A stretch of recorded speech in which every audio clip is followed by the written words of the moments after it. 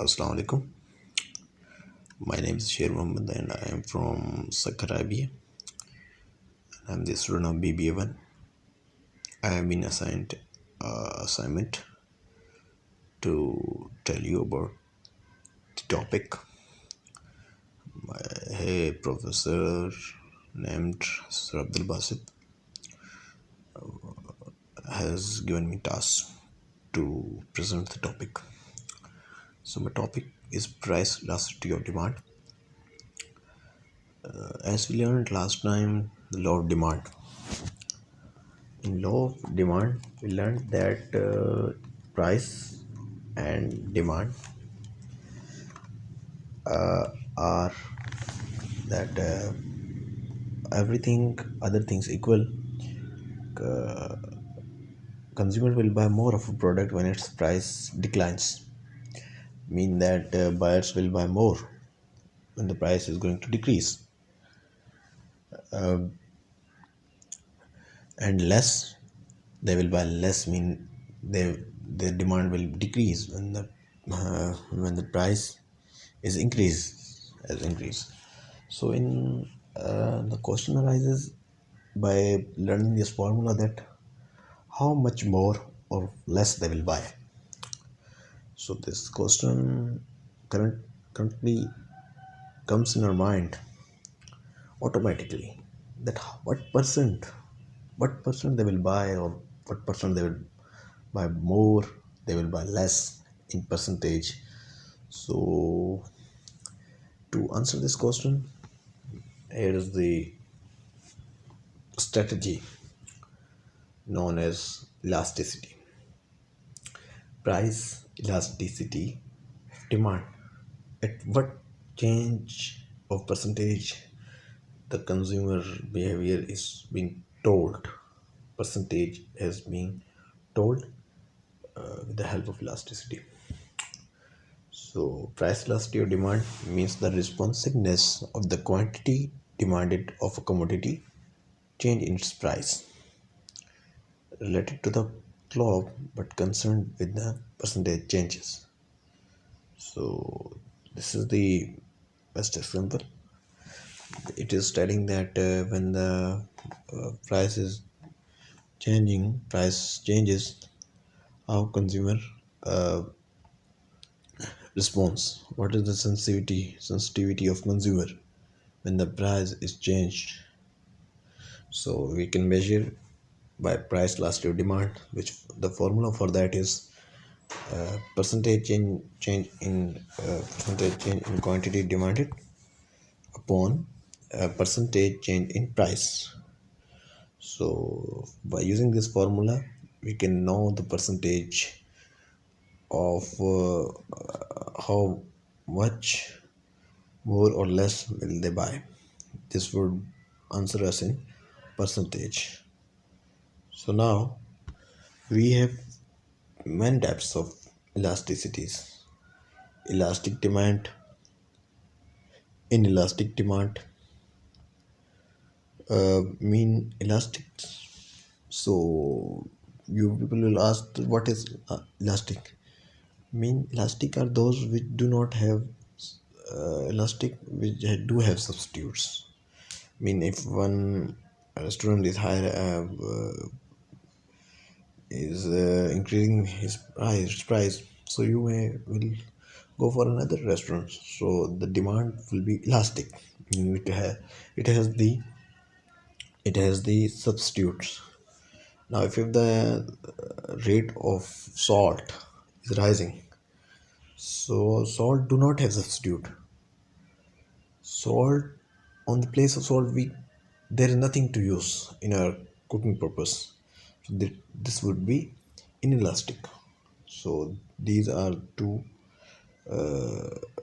demand, mean elastic and elastic. So you will be asking how to know that the demand is elastic or inelastic. So let's come and find out that. So elastic demand elastic demand is that if a specific percentage changes in price result in larger percentage change in the quantity demand. mean that the change in quantity is more than the change in price, then the demand will be elastic, and the elastic is totally inverse of that, that the change in quantity is less than the change in price of the product, percentage change in the price of that product. This would be inelastic demand. So now we'll be going for the graphs making of those. So let's go. So here is the ranges price elasticity. So you can see that vertical graph which is the parallel to the price. This would be perfect in elasticity. What it mean perfect inelasticity or inelastic? It means that zero in elasticity. No matter how much price changes, quantity stays the same. In same example is insulin. If a sugar patient is suffering from this disease sugar, so he will buy. Obviously, how much the price is going to increase, he have no response. He will no respond. Get not making responses because this is the health matter, and he have to buy. Otherwise, he will get die. He will be expire by not taking that. So this type of demand is called, this type of elasticity is called perfect inelasticity. So on vertical we will be drawing price, and on horizontal we will be doing quantity demanded. Okay, and on the opposite that is perfectly elasticity.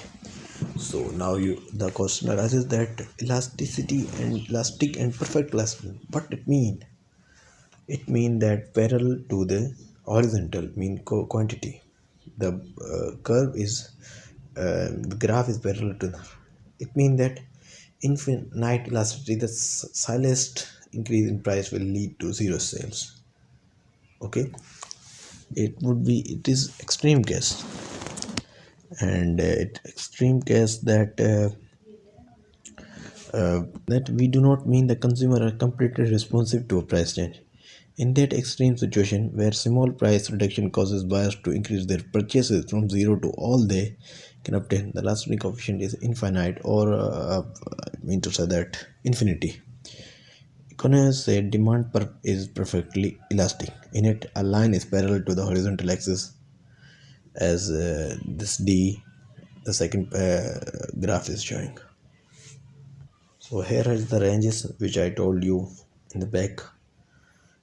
The summary: when the percentage change in quantity is greater than the percentage change in price, then the elasticity would be greater than 1. That would be elastic demand.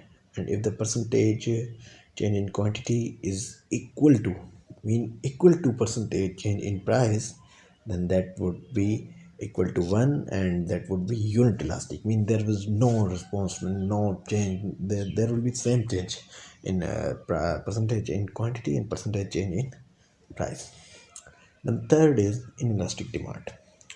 So it is the percentage change in quantity is less than the percentage change in price, then that would be inelastic demand, and its answer will be less than 1.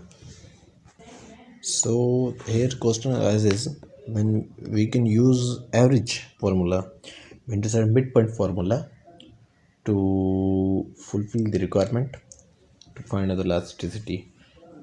This will cause the problem when there is the change in price from $4 to $5, and the change in quantity demanded, percentage change in quantity demand is $5 to $4. Then we will use midpoint formula, which is shown in my ppt, is that change in q upon sum of quantities divided by 2 divided by change in price, sum of prices divided by 2. This would be the midpoint formula to find out the now we are going, the time is less, and we are sorry for, as I have been told to not make lecture so lengthy. Time duration is compulsory to make about 15 minutes. So now we'll going for total revenue and last total revenue. The total revenue is the total amount the seller received from a sale of a product in a particular time period. It is calculated by price per good multiplied by sold price in quantity, how much quantity are sold. This is known as uh, total revenue. So now I am going to show the table that I'm going to tell you the summary of this table. The elasticity and total revenue, we will make them interchange. That here, when the demand is elastic, price cut increases total revenue, and when the demand is inelastic, price cut decrease total revenue. Cut decrease total revenue, and here increase total revenue. When demand would be elastic, the total revenue will increase, and the demand will be inelastic, the total revenue will decrease. Okay, this I'm showing you last your demand and relationship. I was showing you here is that outcome which I showed you, that the inelastic, the which is less than 1, the total revenue will decrease, and unit elastic, when elasticity is 1, there will be no change, and so for that so I was telling you that when there is inelastic demand, inelastic and less than 1, so total revenue and the price decreases, price is going to decrease, then total revenue is going to also decrease. And when there is inelastic and price increasing, then the total revenue would be increasing. And if the elasticity is unit inelasticity, then there will be no change in the total revenue, and the price decreases. And when the price increases, then there will be no change. As we told previously, that in unit loss nothing is going to change, there will be same mean effect on both. So in the last, I'm going to tell you the determinant of price elasticity demand. Number one is substitute. If there is the substitute, then second number is length of time allowed for adjustment. Number third is more specifically a good is defined. I mean, more specific, more substitute. If the product is more specific, then there will be more substitute. Necessity or not, I mean, necessity is toothpaste or salt is necessity or not, share of budget, these all are the determinants of price elasticity or demand. So here is the demand elasticity and time. So telling the as time passes, the demand curves rotates to D2 to D3, and the quantity demanded lowers from quantity 1 then to quantity 2. So here is the quantity spread per period. So this is also the determinant exists in determinants of restless demand.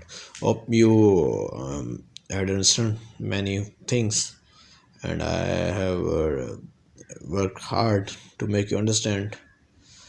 Thank you very much, and hope to see you again.